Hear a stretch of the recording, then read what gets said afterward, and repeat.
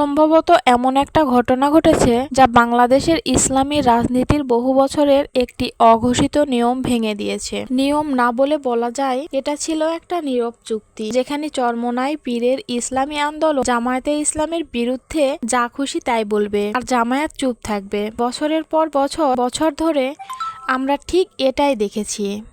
চরমোনাইয়ের ভাষা ছিল ভয়ঙ্কর রকম আক্রমণাত্মক। জামায়াতকে কাদিয়ানীদের চেয়েও নিকৃষ্ট বলা হয়েছে, মুনাফিক বলা হয়েছে, এমনকি ইসলামের শত্রু পর্যন্ত বলা হয়েছে।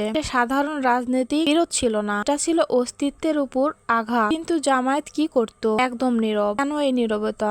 কারণ জামায়াত কখনো চরমোনাইকে তাদের সমকক্ষ রাজনৈতিক শক্তি হিসেবে গণ্য করেনি। তাদের চোখে তারা ছিল জাতীয় পর্যায়ের ক্যান্ডিডেট দল, আর চরমোনাইর মুরিদ নির্ভর একটা আঞ্চলিক শক্তি।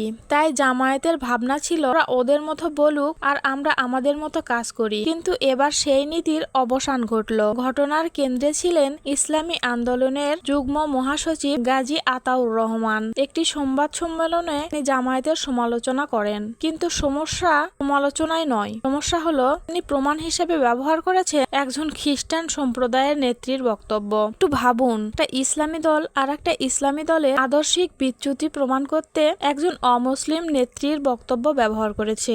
এই জায়গাতেই জামায়াত সিদ্ধান্ত নেয় এবার চুপ থাকা যাবে না। তাদের পাল্টা বিবৃতিতে বলা হয়, আমাদের সমালোচনা করতে আমাদের কি একজন অমুসলিমের বক্তব্য দরকার হলো? এটা কি আমাদের আদর্শিক দেউলিয়াত্ব নয়? এর সঙ্গে আরো বলা হয়, এই বক্তব্য জনমনে বিভ্রান্তি ছড়ানোর উদ্দেশ্যে দেওয়া। এ শব্দ চয়নটা খুব গুরুত্বপূর্ণ, কারণ এখানেই বোঝা যায় জামায়াত এটাকে আর মতভেদ হিসেবে দেখছে না, বরং পরিকল্পিত আক্রমণ হিসেবে দেখছে। এটাই ইতিহাসে প্রথম যখন জামায়াত প্রাতিষ্ঠানিকভাবে চরমোনাইয়ের বিরুদ্ধে কড়া ভাষায় কথা বলল। তবে এখানেই গল্পের শেষ নয়। এদিকে দলের বিবৃতি কঠোর, অন্যদিকে জামায়াতে আমির ডক্টর শফিকুর রহমান একবারে ভিন্ন সুরে কথা বলছেন। তিনি ফেসবুকে লিখেছেন, ধৈর্য পরীক্ষায় সবচেয়ে বড় পরীক্ষা। অন্যের প্রতি সম্মান প্রদর্শন করুন, আল্লাহ আপনার সম্মান বাড়িয়ে দিবে।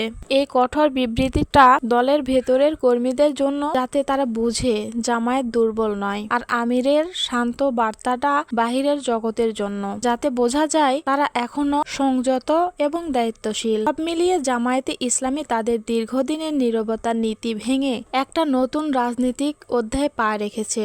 এখন সবচেয়ে বড় প্রশ্ন, চরমোনাই কি করবে? তারা কি আবার আক্রমণাত্মক হবে, নাকি বুঝবে জামায়াত আর আগের মতো চুপ থাকবে না? এই প্রশ্নের উপরই নির্ভর করছে বাংলাদেশ ইসলামী রাজনীতির আগামী দিনের দিক নির্দেশনা।